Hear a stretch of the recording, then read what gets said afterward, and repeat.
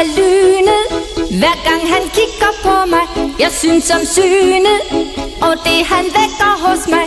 Her har vi gået og overset hinanden, følt sig for små. Nu har jeg fundet manden. Hun gør mig svimmel, og jeg er ude af flippen. Den syvende himmel, ret ud for næsetippen. Hvad har jeg talt om? Hvad har jeg haft at sige?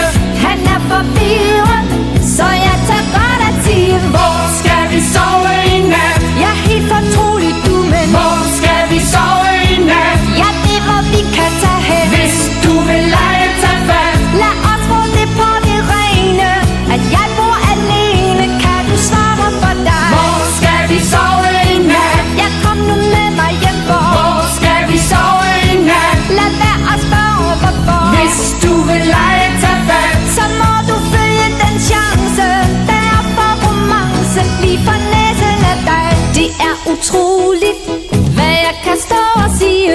Er han urolig og tænker sikken pige? Har han fortrudt nu?